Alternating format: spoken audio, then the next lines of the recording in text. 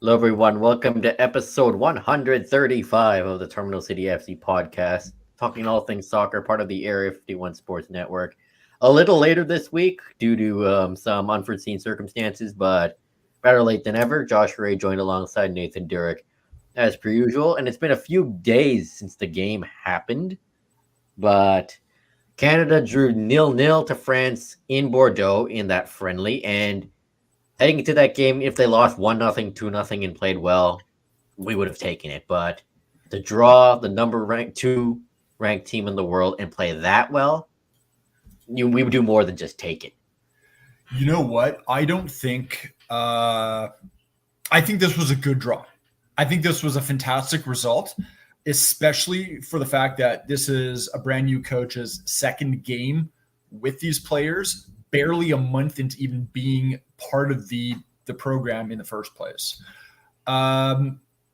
Even like you take a look at both games together, and you can say out of four halves, three of them were good. Yep. So, Totally.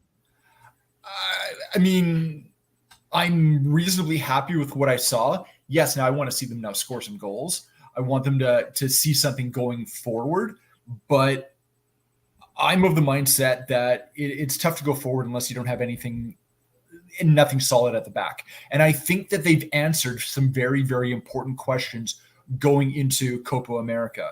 They've answered questions about who belongs on that back line, who belongs in goal, what is going to work in terms of moving around or having to adapt the midfield. I think a lot of that is there. I think there are still some unanswered questions, some pretty big unanswered questions, but I think that's to be expected. Right. And yeah, let's just start talking about this game. And from the get-go, Canada were in the game. This wasn't like a park the bus / terrorism / whatever you want to call it type game. This is a game that Canada were in, and even at times poised to take the lead. And right from the get-go, Maxime Crepeau was standing on his head, made some big saves off Dembele, I believe, and N'Golo Kante of all people. And that back line, Moise Bombito and Derek Cornelius, fantastic. Both of them were solid. Like, they put Giroud in their pockets. Yeah. I will say I was worried. Like, I get that Steven Vittoria has gotten very slow. I mean, he's kind of aged out of the program, but my worry was who's going to step up to take the reins from a guy like him. Well, I think we got our answer. Yeah, Moise Bombito and Derek Cornelius. And yeah, it's good for Bombito for coming a long way since the Gold Cup last year where he looked very out of place, but now he's shown that he's belonged on this national team. You knew that he was athletic. He's the fastest guy in MLS, right? Yeah. But there is a calmness to his game. I would say that he even seemed more calm at times than Derek Cornelius, who's been playing a lot longer than Bombito. But you put the two of them together, I think they complement each other rather well. There were times, and this happened in the first game as well. In the first game, they actually got beat on it a few times when the back line starts to get a little bit flat, all four players. They still need to work out that a little bit, but that's just going to come with getting to know your teammates, right? It's an international tournament. You don't get to play with them all the time. It's going to come more and more as they progress together. But I think for a center back pairing, if you're going with two, those are your guys. Yeah, and just start the game while Canada were good defensively. The breakouts, transitions weren't the best. Like Tejan Buchanan and Liam Miller were giving the ball away. Almost everyone was, in a way. But as the game went on, they slowly started to get less frantic, to say the least. I think what helped with that was also having a very solid midfield. Knowing that your midfield is going to clean up anything that comes by your wingers. We can talk about Conte later on, and then also just what Eustáquio does every game. But I think knowing that those guys are back there and seeing what they were doing, even within about half an hour, it calms everyone else in front of them. Right. And Ismail Kone, This guy's only 21 years old. Jesse Marsh put it that way. Like he's 21, but he doesn't play like he's 21 No, it doesn't. because he had a really solid game, just everywhere on the pitch. He made life difficult for Conte and Eduardo Camavinga. And big reason why France struggled with some of their transitions because he was tackling, making some good passes, just being a force with Eustachio in that midfield.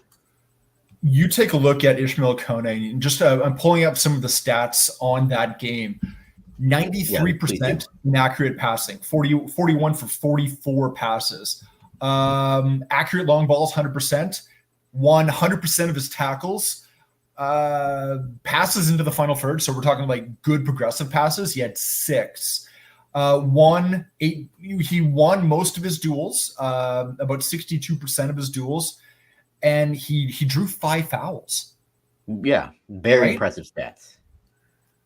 Right. And this is a guy that plays for Watford now, but by the end of summer, he should be on his way to a top 5 league. And Roma is one of the teams that has been interested in his services. Roma's the one that's calling. And also, if you want to go back to Derek Cornelius, he's had a lot of interest. I think he's right now with Malmo in Sweden. Yeah, Malmo. And I know, was it Ajax in particular? Yeah, Ajax is one of them. Expressed interest. And there was another team as well. Feyenoord, I think. Feyenoord? Okay. Yeah. 2 top Dutch clubs. Yeah, and player of the match for me, that's what I wrote in my post game. Though many others could have taken that role, but for me it was Ishmael Kone because he was everywhere. You could pick Kone, you could pick your defensive pairing, you could pick Crepeau, Eustachio, yeah. Eustachio, yeah. You definitely had a lot of choices. I think Ishmael Kone is a fantastic choice. I got no problems with that. Yeah, and good for Canada for just sticking to their game plan under Jesse Marsh. And I believe that's what Jesse Marsh was telling them throughout the game and for the game. Like he was watching the game, he was very like animated on the sidelines. You knew that they were going to stick to the same game plan when he put out basically an unchanged lineup. The only change was goalkeeper. The goalkeeper, yeah. Right? And yeah, it was interesting. So I get that, wanting to see both there. And it was nice to see St. Clair get some time because I think everyone kind of felt like it was going to be Crepeau's. He's been waiting in the wings for, I don't know, it feels like time now. 7-8 years. It kind of felt like it was his, but he still had to win it. He had to win it, and I think he did. Yeah, and different from the France game, the Dutch game was Canada were pressing so much. This one, they had to adapt to France's pressing. Yeah. And they did pretty well. In the second half, they still managed to hold on. We got a chance of their own, Liam Miller hitting the bar. Yeah. There was one where Jonathan David ran down the wing, but instead of shooting it on Magnon, he decided to pass it to Osorio. But William Saliba cleared it away in the last second. I do wonder, we talk about this problem a lot because we talk about the Whitecaps, but getting balls into the box for strikers. Yeah. That is an issue. I like someone like Jonathan David who can recognize that, and if he needs to, he'll drop back and he'll help become a bit of a creator as well. But Larin feels isolated. Yeah, I barely noticed. I find Larin and David play well together because they are different kinds of strikers. Larin's out. I'm going for the net. David's okay playing the second guy. He's fine with that. So he's fine dropping back, getting balls, getting Larin into the game. It's just not happening yet with these two games. My hope is that it's being built into it, but we didn't get to see a lot of it yet. That could be for a number of reasons. It could also be because of the strength of the opposition that was that they were playing against. You're not going to see a lot of buildup anyway. I hope that changes because if you're going into a tournament now where obviously the games mean a little bit more, you're in a competition. You got to score some goals, and that's one thing they did not do. Yeah, in these two games, the final third finishing not very good. Though Laren had that one chance late in the first half against the Dutch, but he shot it wide. Yep. Yeah, And you mentioned they Miller did not off have the not a single shot on target against France. No. If you want to take one negative away from that game, that's one. No. I think the positives vastly outweigh the negatives. 100%. And I think the negatives right at this stage are kind of nitpicking. Because we knew that there was going to be growing pains. We knew it. Anyone who thought that they were going to come in and all of a sudden Marsh was going to be the magic ticket, I'm sorry, that's delusional. There is still a lot of work, and there was going to be a lot of work regardless of who you put into this job against these two national sides. I liked what I saw. I think people need to get used to the fact that Alphonso Davies is a left back.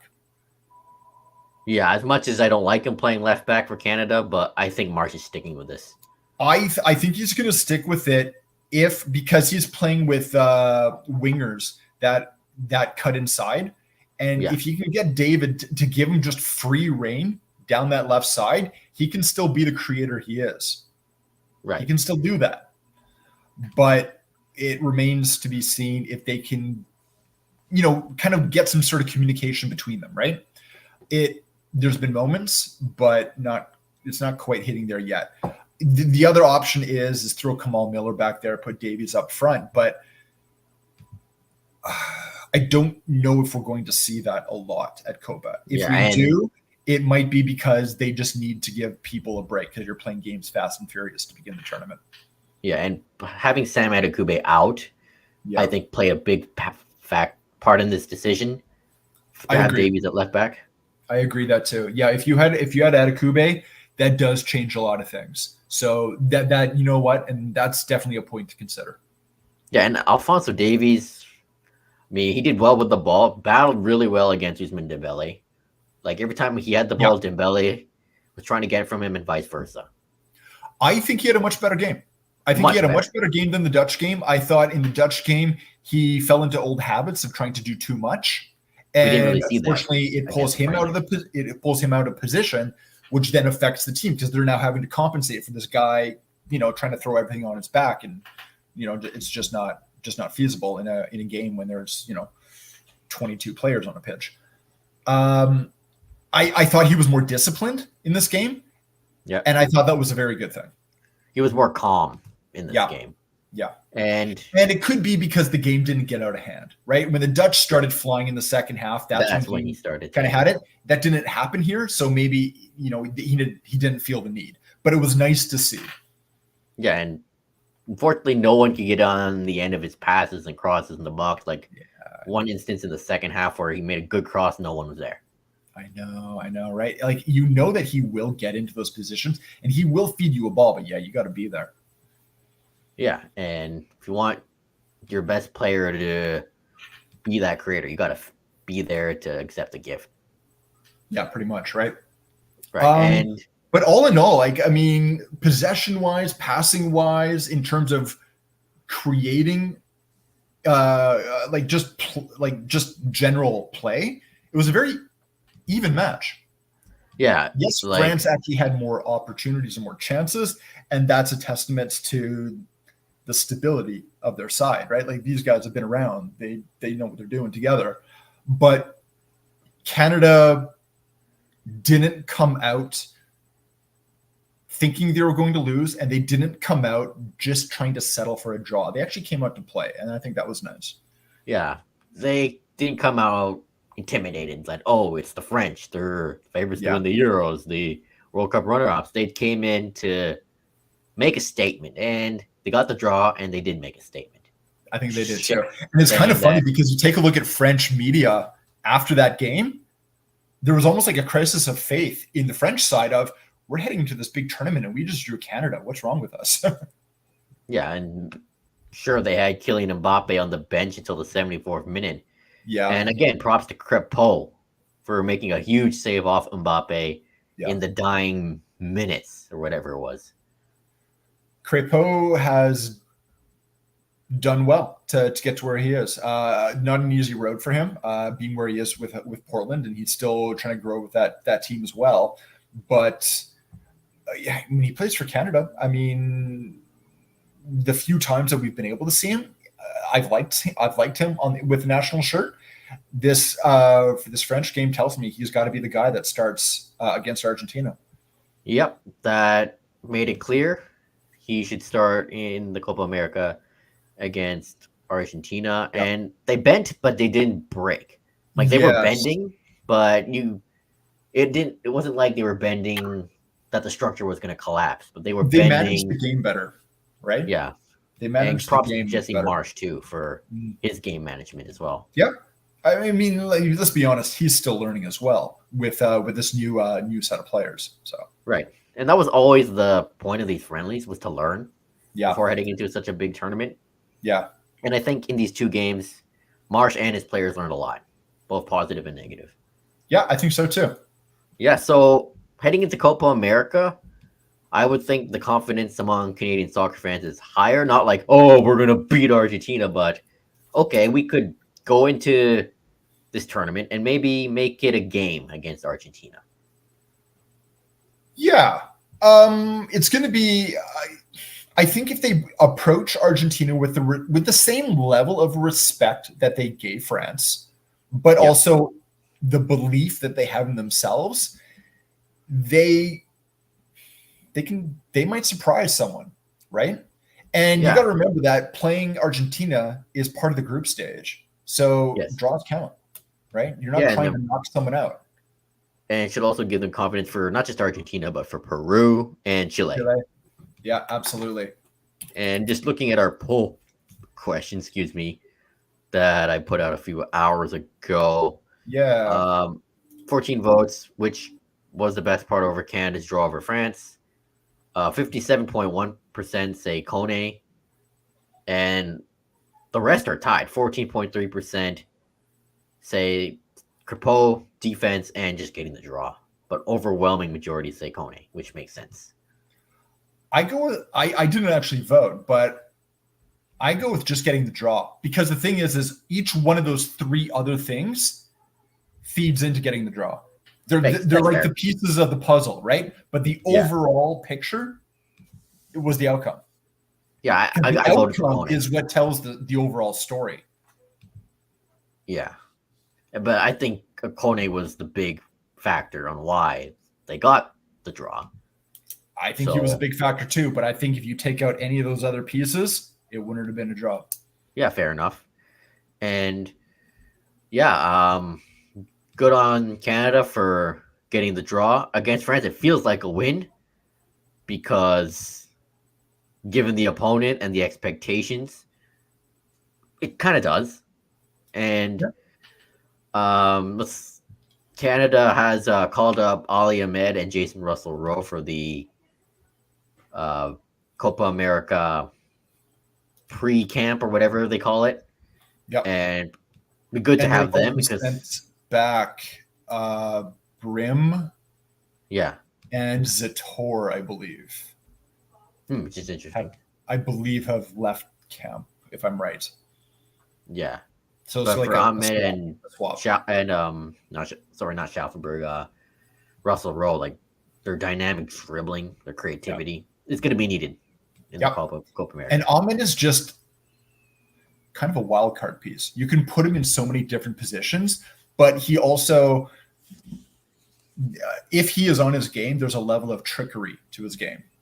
Yes. And there's not too many players like that.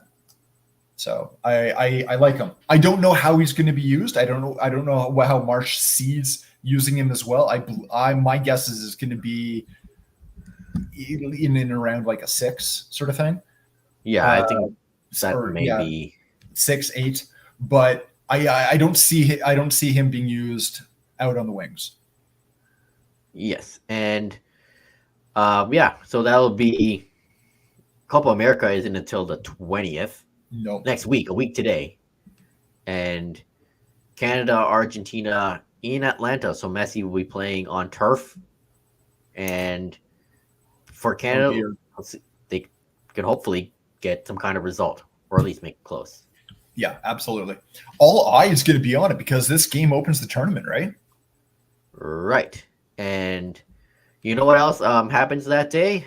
Euro 2024, which begins actually tomorrow with the host Germany taking on Scotland at 12 Pacific time. Yeah, looking forward to this. I Again, mean, yeah, this is a like can't go wrong with international tournaments. It's warm, football all day. I mean, with Europe and Copa America, football all day. You if you can just sit back, relax, and watch the footy. someone It's actually posted paradise. it. I think when Euros overlap with Copa, it's almost a perfect schedule where you can watch 5 games back to back to back to back to back to back all day for like 6 days straight. Yeah, and I plan to do that. Yeah, pretty much. Me too, right? Yeah, and Euro 2024, I wrote a little preview /5 storylines about this game. So I'm just gonna bring up the groups here, and we'll just rapid fire each group. Sounds good. Let me just see on Google. So Group A: Germany, Scotland, Hungary, and Switzerland. Germany will top it Easily, but and Switzerland I see finishing second. So do I. I don't know. Scotland in tournaments, that just doesn't seem to ever work. I think the hardest part is who finishes last in this one. Yeah. And Hungary, well, we're not going to have the Mygar dominance of the 1960s. So yeah. By the way, Scotland's training camp wherever is being held in like near the mountains in Germany, and the mountain their base is under is called Mount Vonk, but it's spelled like Mount Wank, like WANK. So at first glance, it's Mount Wank. Hey, can you imagine if there was a Vonk. tournament in Canada and they all of a sudden started playing in Newfoundland with all the crazy names out there? Oh yeah, maybe for the World Cup. It'd be the same thing, right? Yeah, definitely. Group B is a kind of a group of death. Yeah, you're right. Spain, Croatia, Italy, and Albania. I kind of disagree when people say, "Oh, Croatia is not going to be good this tournament because they're an aging squad." They have young talent in there. Josko Gvardiol's prime example. He had a good season with Man City, and Luka Modric is an ageless wonder. People often forget that.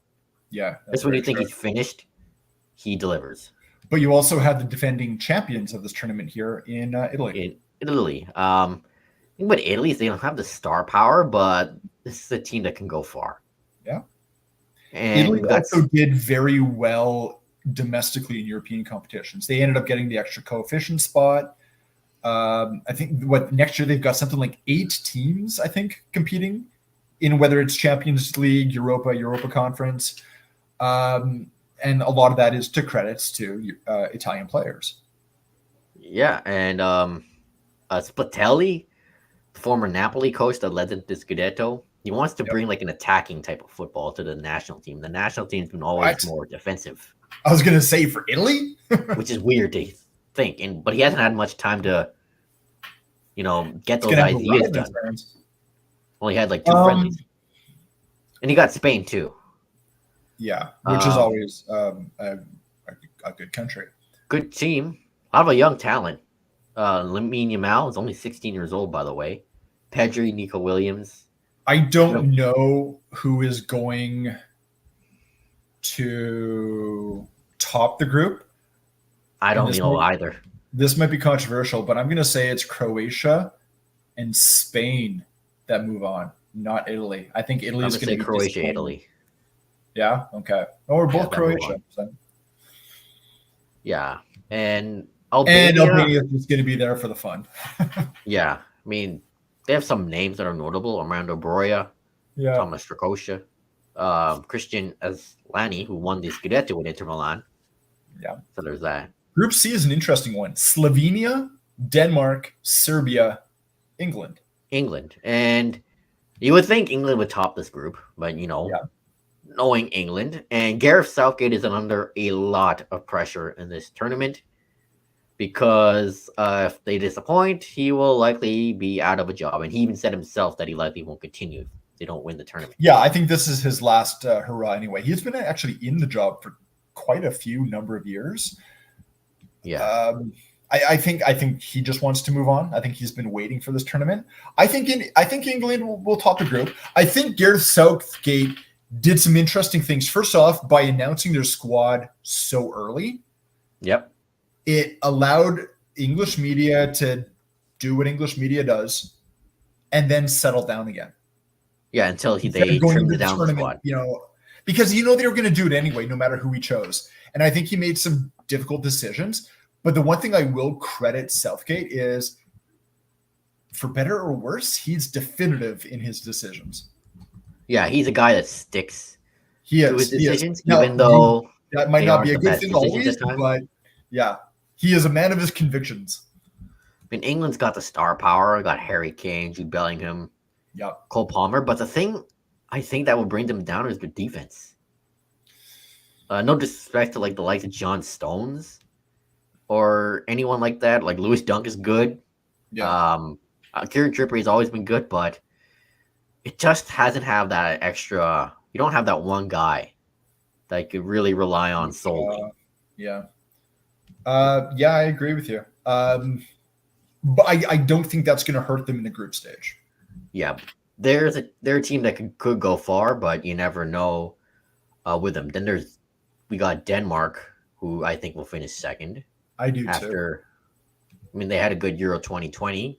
Yeah, losing to England. Now they also had, back then you had Eriksson, who was definitely much more notable on the Denmark stage and whatnot. They've had a lot of players that are getting to the prime, like the tail end of their career.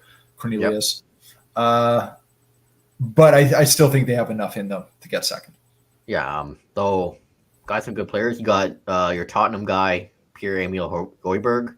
Yeah. Although maybe not for much longer. Simon Kjaer also very underrated defender. Yeah. And then Slovenia and Serbia. Serbia, yeah. Slovenia and Serbia, yeah. I think Serbia third, Slovenia fourth. Yeah. Group D: Poland, Netherlands, Austria, and France. Well, France should top the group. Yeah, I think if they don't top the group, you're going to end up seeing the end of the Republic, which you might see anyway because they've decided to call a snap election in the middle of the Paris Olympics. Yeah. So who knows? Go well for them. We might be heading to the sixth Republic of France. Yeah, and the Netherlands, we talked about them quite a bit already. Strong side with some strong players. Like Depay, Van Dijk, De Jong. Oh, they will be without De Jong, though, which really is a blow to them. That's true.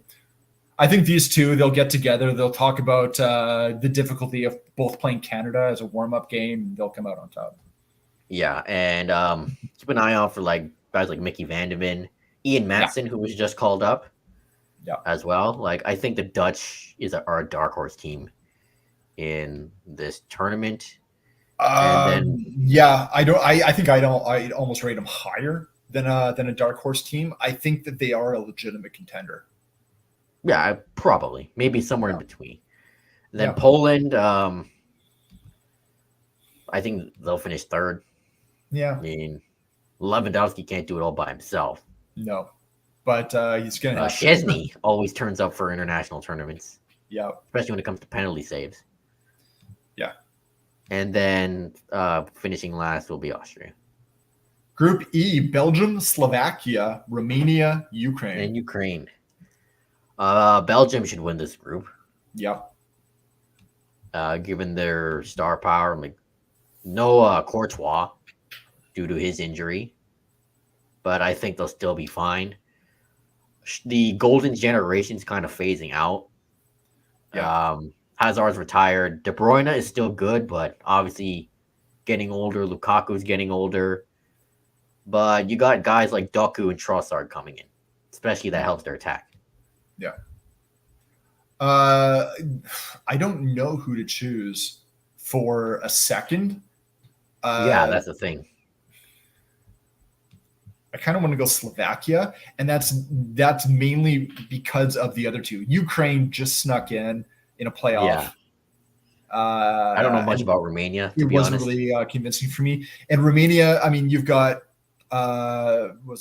Sofia Bucharest, I think is the one big team, and even then, a lot of Romanian football has really kind of fallen by the wayside. I remember reading about some of their clubs, and there's a lot of financial difficulties. Yeah. So I'm not too sure. I think I'll go with Slovakia as well. Yeah. So I'm going to go Slovakia. I think Ukraine will try to put up a fight, but I think they could get in there, but I don't. Yeah. I think I'll go with Slovakia as well. Yeah. And then the final group, Group F, Turkey, Georgia, Portugal, and Czechia, or the Czech Republic, as it's more commonly known. Yeah. So Portugal, Cristiano Ronaldo's 6 Euros, likely his last one, but he's got a good supporting cast with him. They won with him before. They've won with him before, but they've got young talent. Giancarlo Ramos, Rafael Leao, to name, and some guys that are well known: Ruben Diaz, Bernardo Silva, Bruno Fernandes, and of course, 41-year-old Pepe. Yeah, I think Portugal will be fine in this group.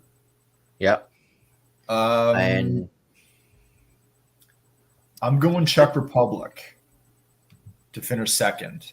Yeah, and that's just the strength of domestic teams. Take a look. I think it was actually one of the coaches that was just hired from Czech Republic. I can't remember which team he left to be the new manager. Where Arne Slot just left. Feyenoord, right? Or was it the other? I think I want to say it was like it was. Was it Slavia Prague? I can't remember, but I think it was a manager in Czech Republic that I think that was hired. There. So I think Schick and Suchek will be the key guys for them. Yeah, I think they'll be finishing second, and then third, fourth, Turkey third, Georgia fourth. Yeah, and I'm back to Portugal for it. I just remembered that João Neves, the year he was born, Pepe was in his first season with Porto. Really? Yeah, I just remember writing about that in my preview. So Pepe is the oldest player in this tournament, and Lamine Yamal of Spain is the youngest. 41 years old, man. I can't imagine doing that at this age. Yeah, so that's our groups. So the winner, I'm going with France because they got the star power, they got the depth. I mean, I said this about them in the last Euro tournament, and we all know what happened, but I'm going to go with France. I'm going to go with France, too. I think that they're just a well-oiled machine. I think the one thing that might hurt France is they are a well-oiled machine, and they don't necessarily play outside of themselves. When they are a team who definitely has the ability to do so. So if they come against another team that's just as good as them, but is willing to be experimental, you know what? That could throw them off. But I am going to say France. I think there's just too much about them. Yeah, I predicted that France versus Germany final. France wins 3-1. Okay. Fair enough. Golden Boot, a Harry Kane of England. Yeah, because that's what he does. He wins the individual awards. Yep. Player of the tournament / MVP, I'm going to Kylian Mbappe.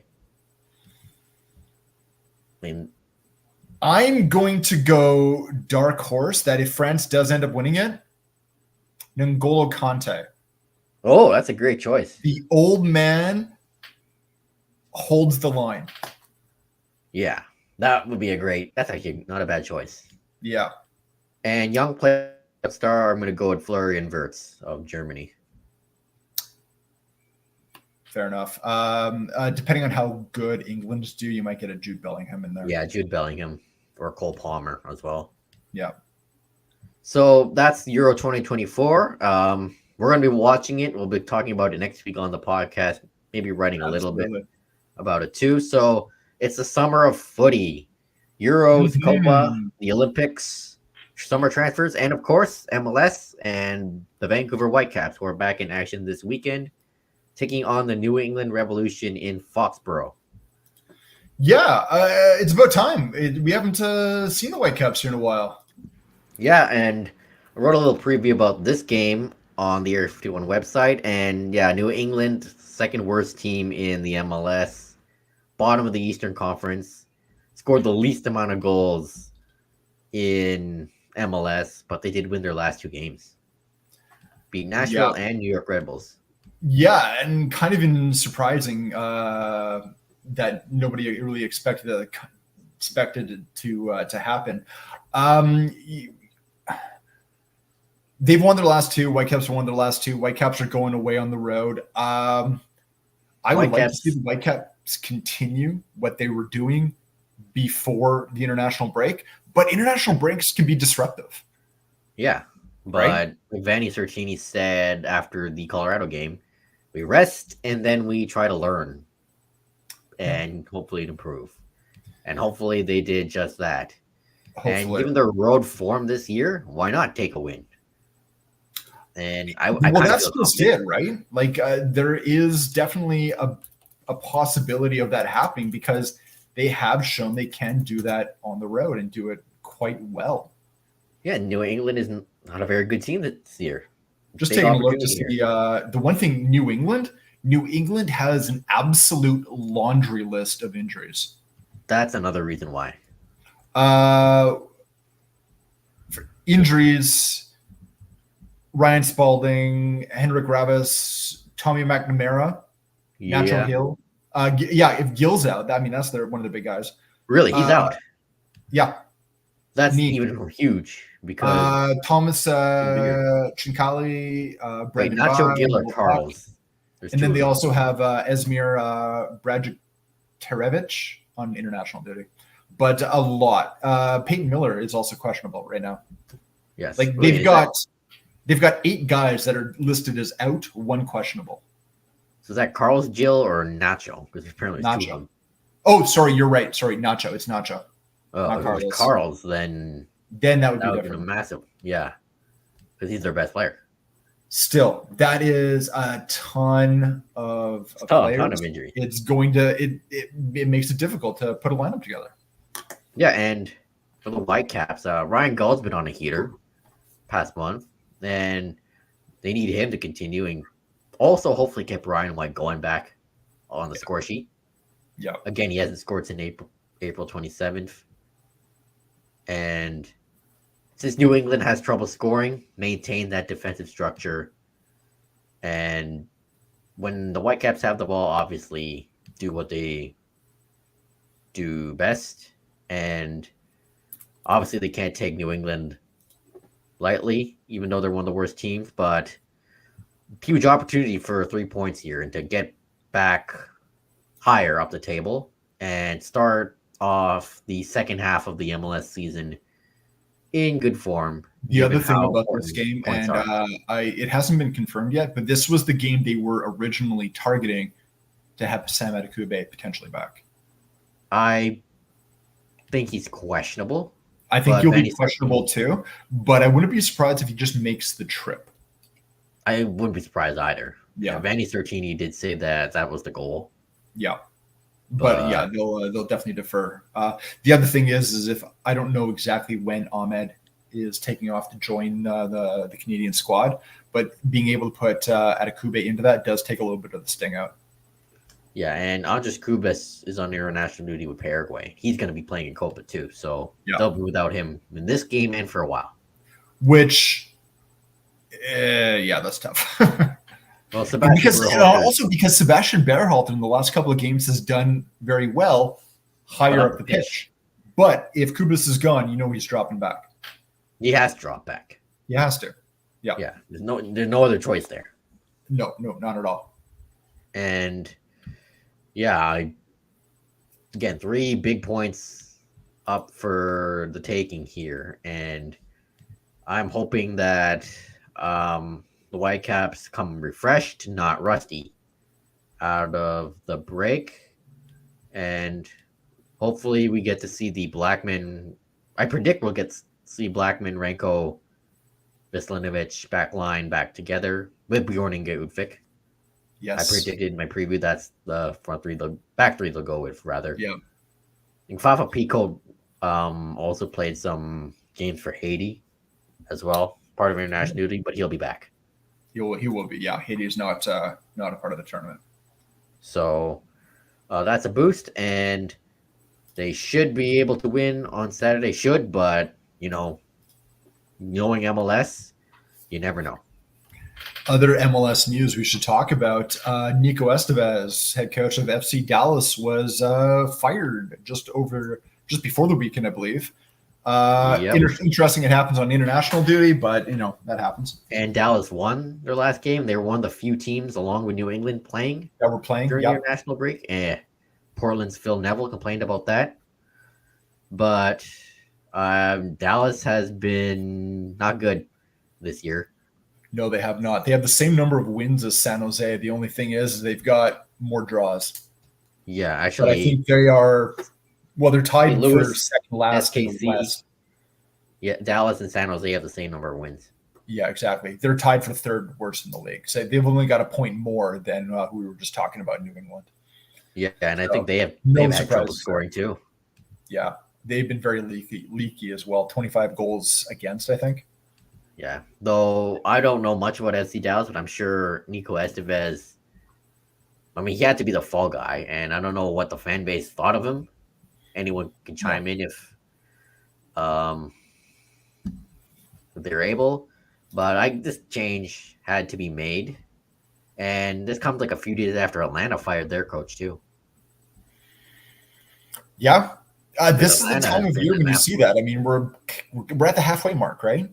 Yeah, Atlanta has been a poor side this season, and they're about to use Yokomakis as well. And apparently, I found out this morning that familiar name to Whitecaps fans, Carl Robinson will be joining them as an assistant coach.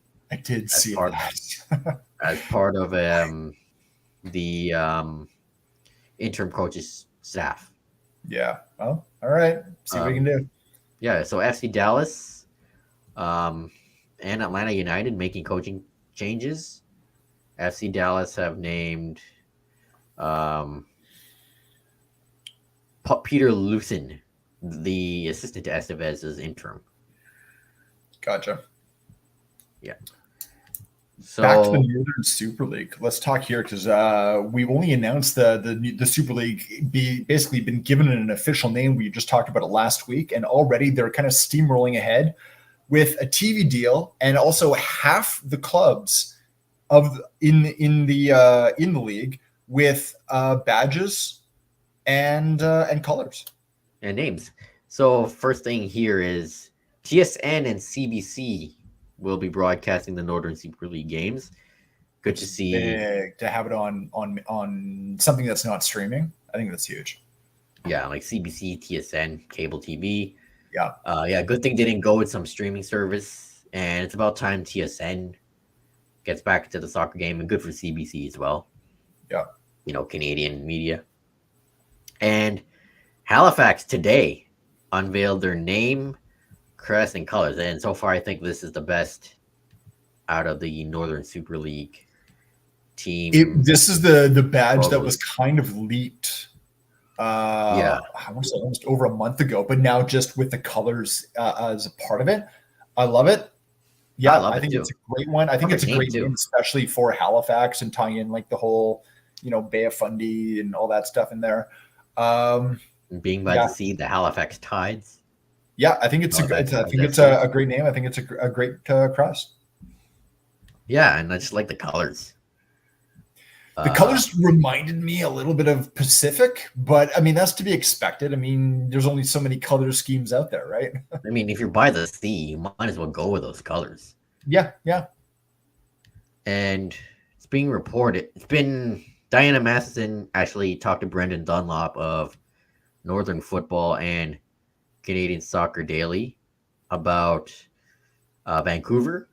Yeah. They will not use the Whitecaps name for the Northern Super League team, but Ben Steiner, shout out to him, also of Northern Football and Canadian Soccer Daily, reported today, today or yesterday technically, that there are names being considered for the Vancouver Northern Super League team. 3 of them: Vancouver Summit, Vancouver Rise, or Vancouver Queens. Vancouver Breakers, former name of a Vancouver women's professional team from years past, was considered, but they want a new name. Yeah, and then also the last iteration of the women's team that played for the Whitecaps, they did use the Whitecaps name. I think they quickly tossed aside using the Whitecaps name as wanting a team that has its own unique identity. I don't know about any of these names, but I think I go with Summit. That was the one that I kind of gravitated to as well. I'm not really. I mean, I'm not against. Like, there's not one name out of there that I'm like, nope, not at all. Yeah. Right. Right. Not like when the Utah Hockey Club was putting out their names, and there was a few on there that you're thinking, okay, what are you drinking? Yeah. But no, I thought Summit is the one that I think right now stands out. I think it fits because, the mountains. Yeah. They were talking Rise about works too because mountains Rise rise, is okay. the tides rise. Yeah. Queens, it makes sense. This is a women's team. Yeah. It's I'll say this, the Queen sounds the most generic out of all the names, which is strange because you'd think Rise would probably sound generic as well, but it seems at least a little bit more fitting to the geography of Vancouver. Summit, I like. Yeah, I think I'd go with Summit if I had to pick. Yeah. But I think it might have been in Ben's article talking about Queens and relating it to like the rain. That's what I'm reading here from Ben's article. Yeah. So we'll see what Vancouver does with their NSL team, and I would assume they would use like a blue type color scheme. I don't know. I'm wondering if they might keep the same color scheme, but just change the name, and then that way, at least the teams are kind of that's what I was thinking. The affiliation. That's why I said like I think Dynamo and Dash do that, or they do that. The Thorns and the Timbers. I believe they do. Don't I think the Thorns are a bit different though. But the color scheme, isn't it? More or less the same. Yeah. Okay. I would assume they would do that. That's why I said they keep blue. Yeah, I mean, especially because you are still trying to show a unique identity, but also an identity with your club. And a club is more than just one team, right? Yeah. So, yeah. So, European silly season. So, Chelsea are again after a striker, and it's been reported by like Colombian outlets, Fabrizio Romano, that they're looking at John Duran. His name, it sounds like Duran Duran, that duo from the 80s. And they were willing to, or are willing to offer a reported 50 million euros or 42 million pounds for Duran of Aston Villa. 20 years old, and he's, again, from Colombia, has played in MLS for Chicago Fire. The name does sound familiar. And the thing is, he only had 5 goals this past season, mainly because he was not their starter. He was mostly coming off the bench. Mm-hmm. And who was above him on the depth chart? Ollie Watkins, one of the best strikers in the Premier League. Yeah.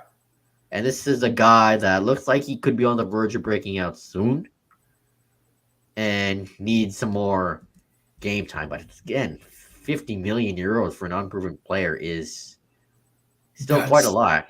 That's the it's the market now, which I don't agree with it either. I think that's absolutely, it's nuts when you got to think half that money is just speculation. Yeah, and things have been quiet around other strikers' names, especially considering Benjamin Sesko has signed an extension with RB Leipzig, and it's been quiet on the Julian Alvarez front. But Duran, he's a physical striker, good at winning the ball in the air. He's good at keeping the ball, and he's quick. And fits Maresca's style of play. Mm-hmm. But I don't know about this one. I feel like they should think bigger when it comes to a striker. That's why I want them to go after Julian Alvarez, but Nicholas Jackson needs competition. And Alvarez is going to cost a lot of money. At least 70, 80, 90 million. And that's a lot of money. How much money does Chelsea have before they run into FFP problems, which honestly they're already at? Yeah, well, they did sell their training ground and the hotels near Stamford Bridge to themselves, and they're getting money from Eden Hazard and Thibaut Courtois. winning the How can UCL, you so sell that's something. something to yourself? Yeah, loopholes are back. Yeah, because And we didn't learn about that the first time. yeah, it's a gamble. I'm not really too willing to take this one. I think there Yeah, are better options out there, especially that they have David Datro Fofana. yeah, If you want, I mean, he was on loan from Burnley, and they play a similar style. Him and Duran. yeah.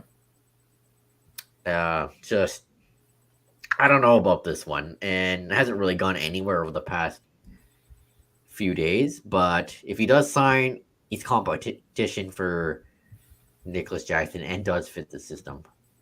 And now there's being reports that Conor Gallagher might sign a new deal. Guardian is reporting Chelsea could offer him a new deal this summer. Whether or not he takes it, we'll see.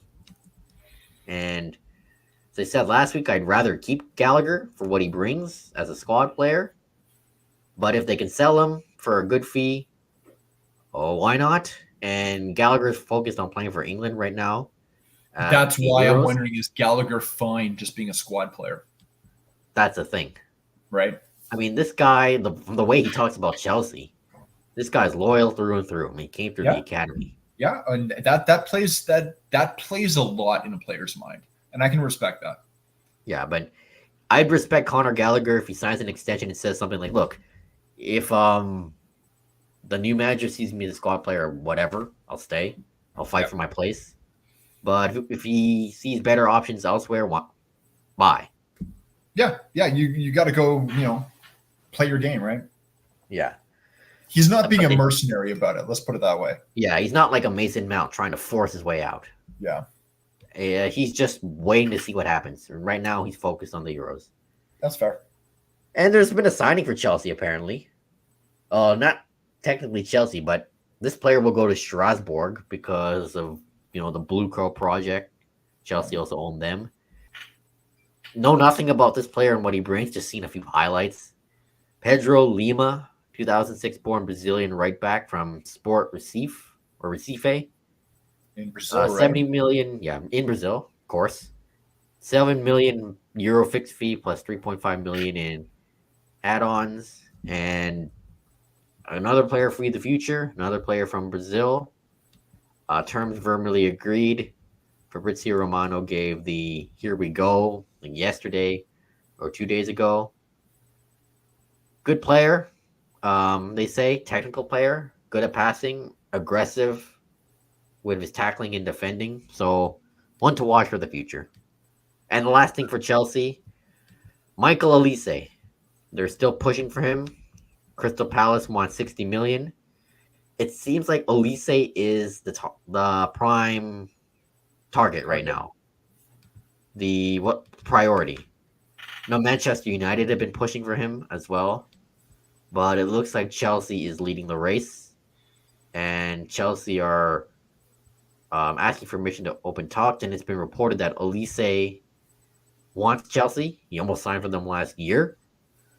And if you can get it done, because this is a guy that can really help Chelsea's attack. So that's Chelsea. What's up with Tottenham? Well, I think the biggest news for Tottenham is who's gone. Tanguy Ndombele is no longer a Spurs player. He is now a free agent to do as he will. The contract was canceled by mutual consent for what was left. Most expensive player at the time he was signed for Spurs. Was and 60 their million biggest pounds? request. Yeah. Yeah. So not a good look. It's done. Now, he put out a message of saying, hey, I'm leaving the best club in London and all my time there was great. I'm like, you don't really have a whole lot of time here. You spent it all out in loan because you never showed up. So, yeah, so long.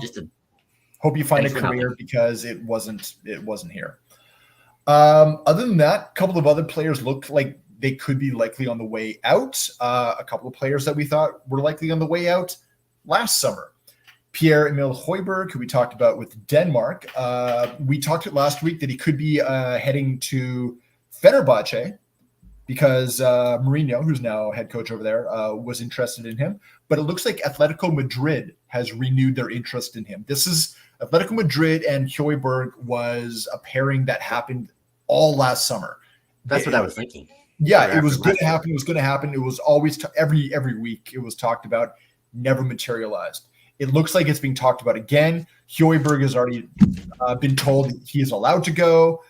He wants the move. I think this year it's now just a matter of getting it done. Other player that looks like he's going to be out is Giovanni Lo Celso. Lo Celso was convinced ultimately last year by Postecoglou to stay, being told that he was a big part of Postecoglou's plans. Never really materialized. So I get him. It looks like Real Betis is interested in him, where he spent on loan the year before and did really, really well with them. So I think that is the most likely of matches. It's just a matter of waiting for it to happen. In terms of players coming in, we know that they're looking for a striker, a winger, midfielder, and if they can, more center back depth. Center backs, they were looking at two players. One of them was already signed recently, and that is was formerly of Stuttgart, Hiroki Ito, who has just signed with Bayern Munich. Vincent Kompany's very first signing with his new team. The other person they're looking at is Nottingham Forest's Murillo. So have to wait and see. I don't think a center back is the highest priority right now. They are looking at other areas. I think the highest priority right now is a winger and a striker. Don't know what they're doing with winger right now. There's a whole bunch of names that have been thrown out. But with striker, another name that has popped up as of today, this is someone that you will know from formerly of Chelsea, is Tammy Abraham. Yep. He has been made available by Roma, right? Right. Had a good first season. Well, it sounds like he's only, if they decide to go after him, he'd only be about a £20 million price tag. Yeah, because I think Abraham never really got a good chance. Yeah, at Chelsea, had a good first season, but barely played in his second. Had a good first season at Roma, but hasn't been the same player since. No, he hasn't. So I don't know. It was an interesting name to pop up. I don't know how I feel about it. I don't honestly. I would more go the Marcus Edwards route instead of the Abraham route. Marcus Edwards doing very, very well in Portugal. On top of it, he's also Tottenham homegrown, which they need for being in Europe. So that adds more to it as well. Plus, they can get him at probably 35 million, which is fine for them because they're getting him at a cut rate because of their buyback clause. It's kind of interesting. Now the transfer window just officially opened today. So I think we're going to start seeing moves in the next little while. I think it's going to be quiet for a little bit because Euros start tomorrow. And I think Copa America. A lot of people, well, especially in Europe, you're going to see them focused on that and scouting that. Then you're going to start to see a few changes because the thing is also agents are going to be working on players' behalf. Players are too busy. They've got other stuff they're doing right now with Copas with Copa Euros. And also with Euros. So, and vacations to see. All right, let's go to the rest. I think this is one that's a little bit surprising, but also not. Erik ten Hag will remain as Man United manager, and it sounds like a new deal is in the works. Yeah, and apparently I've been reading they talked to 6 different managers about the position, but they kept him waiting for 3 weeks, I believe, is when the FA Cup final happened. 3 weeks ago. Yeah, and nobody really wanted the job, so they decided to stick with Erik ten Hag. Thomas Tuchel rejected the job and wants to take a year off. It's that, but it's also the fact that Ten Hag, he was the first manager since Alex Ferguson to win trophies in back-to-back seasons. Yep. So you might not like him, but he also was doing what he said he was going to do. Yeah, and sure, he has his issues. He's very tactically wise, and the way he treats certain players. Yeah. But I think this is the right move for them. Yeah. Honestly, and I know that there's the whole thing about like how he treats players. I got to be honest, I'm kind of okay with how he treats certain players. Yeah. Especially Jadon Sancho. Sometimes I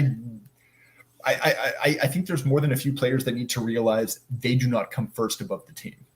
Yeah, and his counter-attacking style football mean, when it works, but when it doesn't, it just looks so Hey, awful. if he can play every game how he played that FA Cup final, I think he's going to have fans all over the world. But I mean, Tuchel rejected the job. I think De Zerbi also did, and apparently De Zerbi's looks like he'll be the next Marseille coach, and so did Mauricio Pochettino. Poch was an interesting one, but I think Poch is waiting in the wings because it sounds like he might be the unlikely candidate for England. Yeah, if Gareth Southgate leaves. Yeah, which I think might happen.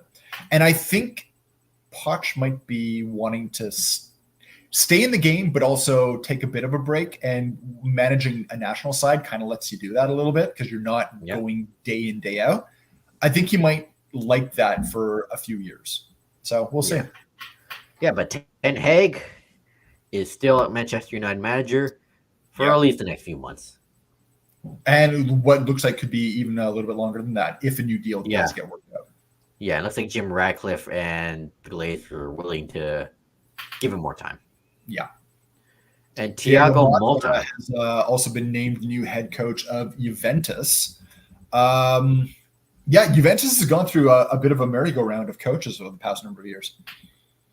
Yeah, and Motta, he was just manager of Bologna, and they finished in the top 4.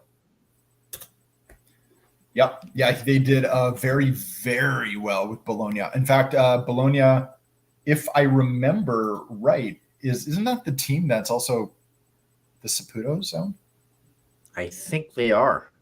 Yeah, I think they are. And they did phenomenal. No, not them. It was someone else. Not them? Oh, yeah, it is them. Never mind. It is them, right? Yeah. Yeah, it just says here some weird... Oh, yeah, it is the Saputos. They finished 3rd. Wow, there you go. In Syria. And this is a guy that's worked his way up. And as a player, he was very injury prone. But after retiring, he coached the PSG under 19s, then Genoa, Spezia, took Bologna to where they are, and now he's Juventus manager. Yeah. So he could be possibly the next big thing when it comes to football managers, and he's only 41 years old. He's still a pretty young guy. Absolutely. So, as mentioned, Sesko has signed a new deal with Leipzig, and given that he's 21 and still has a lot of ways to go, I think he made the right choice. Just develop his game more. Less pressure, less media scrutiny. Because if he signed for Chelsea and Man United and did perform, he would be getting a lot of shtick. Yeah. With Leipzig, he won't get as much. I think it's good for him. Yeah. And we talked about Sesko. Kind of seemed like he was going to be one of the most wanted guys this summer. Not going anywhere. Just signed a brand new deal with RB Leipzig. Yeah, and as I mentioned, probably best for him. Maybe next year he'll go somewhere, or the year after. Yeah, absolutely. And we'll end up here with a CPL connection. João Morelli, Brazilian striker who recently retired, Halifax Wanderers all-time leading scorer, former CPL Golden Boot winner. Yeah. It's been reported that he has been suspended for 18 months from any footballing activity due to doping. Yeah, it was an out-of-competition urine sample that was done on August 6th back in 2023. Tested positive for clomiphene metabolites. It's a prohibited hormone and metabolic modulator. Yep. Basically in male athletes, it can simulate endogenous testosterone production. So and he had already had listed his retirement at 28 years old. Yeah, but last year. If he had any aspirations of coming back, this pretty much is that nail in the coffin. Yeah, and he's suspended until November 7th, 2025. And 24 goals with the Wanderers across all competitions since he signed them in 2020. Tired because of knee injuries. And I guess this kind of affects his legacy in a different way. It does, unfortunately. Yeah, it does. This is what you end up getting known for. I'm sorry, it is. If you any sort of doping, that's your legacy. Yeah. Fortunately, Halifax Wanderers could use him because they still have not won a game. Well, they can now. Yeah. I mean, they nearly beat Pacific, who Pacific got a man sent off and were trying, but they couldn't beat the two goalkeepers, rather. Yeah. Because their starter got injured. From what I have seen. So, Joao Morelli, no football activity until November 2025 due to doping. Yeah. So that'll conclude this week's episode. A bit shorter this time around, but we still had lots to talk about. Tell us what we're doing right. Tell us what we're doing wrong. Thanks to everyone who enjoyed the live stuff.